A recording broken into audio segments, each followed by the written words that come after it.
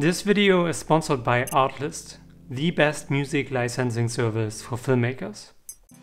So last week I asked you what kind of videos you would like to see on this channel, and a lot of you, over 50%, voted for filmmaking tips. So today I want to give you guys more information on shooting B-roll, like what is B-roll, why it is important for almost every filmmaker, and what you should keep in mind to shoot perfect B-roll. By the way, if you're new to the channel, my name is Tom Streller. I'm a filmmaker, and on this channel I cover everything filmmaking related. So if you're into this, make sure to subscribe to not miss any upcoming videos. I guarantee you won't regret it. So essentially, B-roll is the footage to accompany your main footage, like an interview or a music video performance, which is called A-roll. For instance, if a person talks about something that happened and you show a few shots of the action itself. This is used to draw the viewer more into the story and to simply make the film visually more interesting. All kinds of film projects can require B-roll. As I said, in music videos to accompany the performance shots, in documentaries to show during interview sequences, and even in feature films. Like if you have a character talking about something that happened in the past and you show a few shots of what actually happened. This is essentially B-roll. So as you guys see, B-roll is pretty important for filmmaking, so it's good to always be conscious of how you want to shoot it. If you need to shoot B-roll to layer it with a narrative like a voiceover, it's pretty easy to find out what shots you need, since you simply want to build your sequence around your narrative line. It's a little bit more difficult if you need to structure the whole sequence yourself. But for that, I have a few tips which you can also apply to the voiceover case to give it more depth and increase the impact it can have. And the first thing I want to talk about is the purpose of your shots. Even though this should apply to every shot you will ever film, it's even more important for B-roll. Because over the last few years, with the increasing popularity of YouTube, it's become obvious that a lot of filmmakers use a huge amount of random B-roll to compensate for their lack of story. On YouTube you will find countless examples of videos like this, with endless slow motion sequences that have absolutely nothing to do with the topic itself, or even videos consisting only of slow motion B-roll. But don't get me wrong here, 120 frames per second looks just super epic, but to use it all the time is just not creative at all. If you shoot something for a video, everything should have a purpose, even the frame rate. If you want to highlight a fast action sequence, you should use 120 frames per second for sure, like I did in the intro sequence with Jordan getting some shots for one of his videos. The goal here was to show him and what he is doing, which is essentially very short, so it totally made sense to stretch out the action by using slow motion. But you could also shoot B-roll in, let's say, 30 frames per second to make it look a little bit more dreamy, or even in 24 frames per second to make it look ultra realistic. Try out different things yourself. Besides the stuff you will see on YouTube a lot, you don't always need ultra slow motion and crazy transitions to get a good B-roll sequence. This summer, for instance, I made a short video in Madeira to go with a poem by Charles Bukowski. So my girlfriend and I went out one morning and got a few shots of her walking through the mountains until finally reaching the sea.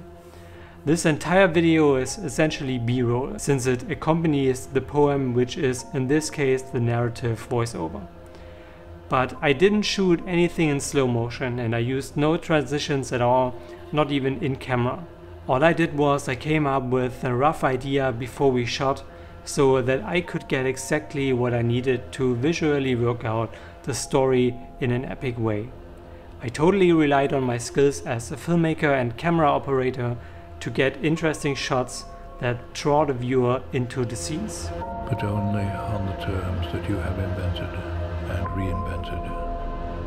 Be self-taught and reinvent your life, because you must.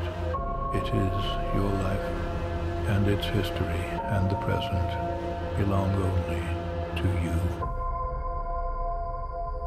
And you can now watch and decide for yourself whether I accomplished that. The second important thing when it comes to shooting B-roll is perspectives. Because what I see a lot, especially with younger filmmakers, is that they won't bring in enough different perspectives for a good B-roll sequence. And there are many ways to do this. First, you can cover each scene from various points of view so that you can later have a longer sequence cut together from different angles to give the viewer a better picture of the entire scene. It can also really help to use different focal lengths for one sequence to have a better sense of scale in your final edit. Cover the action with a wide angle to give a view of the entire scene and then push in with a tele lens to give some detail shots of what's happening. To take this even further, you can frame the whole sequence with some drone shots to take the idea of scale to another level. Your main goal should always be to cover the entire scene so that the viewer knows exactly what is going on, but also where it is going on. This is why it's really important to get some wide shots and also get some shots of the surroundings of the scene. To give you a negative example, I recently worked on a music video with some footage from another filmmaker, and he shot everything with a 50mm lens. What came out was that as a viewer, you always felt a little bit too close and you never could really see what was going on around the subject, which is kind of irritating. So what I did was adding some more wider shots and also some drone footage to give a better sense of scale for the video. And in the end it turned out pretty good. Und diese Nächte sind zu lang für mich. Ich zähl die Tasten vom Klavier und auch die zweite Flasche Wein bringt's nicht. Setz mich vor den Teichengarten. So always keep in mind to get a variety of different angles to cover the entire scene. And if you decide to go in really close for a shot, don't forget to pull out for a wider shot after it. And now the last thing I want to talk about is the rhythm of a B-roll sequence. But first I want to take a few seconds to thank Artlist for sponsoring this video. If you don't already know, Artlist is a subscription-based music licensing service with the philosophy of quality over quantity and an eye for highly talented independent artists. For an annual fee of $199, you get unlimited access to the Artlist music library and you can use all their music in any kind of project. You are not limited in any way to a YouTube channel or to use one song just in one project. You can use any music from Artlist as often as you want for commercials, vlogs, travel videos or even a feature film. To find out more, just follow the link in the description and get 2 extra months for free on top of your first annual subscription. In the end, the video should never come together randomly. So before you go out to shoot, think about how you want your scenes to look like in the end.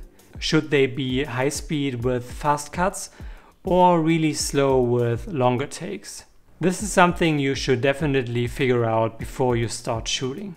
When it comes to putting together your B-roll sequence, make sure to give it some kind of rhythm. And that doesn't mean that there necessarily has to be music involved, because a video can sometimes be even more impactful without music. But you can make every film even better when you decide to use a certain tempo and try to edit along a certain rhythm, even if it's just in your head. If you want to use music, even better, because now you can place your cuts exactly according to the beats in the music, which will make your scene a lot more effective. Try out different beats to see what kind of effect they will have in the edit, and maybe even try to increase or decrease the intensity throughout your scene to make the film even more dramatic. There are countless ways how you can incorporate rhythm into your video, so try to be creative with that. And try to avoid to place your cuts randomly along your timeline, since this only wastes the potential effect your scenes could have. And that's it guys, these are my 3 main tips when it comes to shooting B-roll. There's definitely a lot more to talk about, so just let me know in the comments if you want me to cover some more aspects in another video. I hope you guys found this video helpful. Make sure to give a thumbs up and subscribe to the channel to see more filmmaking related videos like this one. And I hope to see you guys in the next video.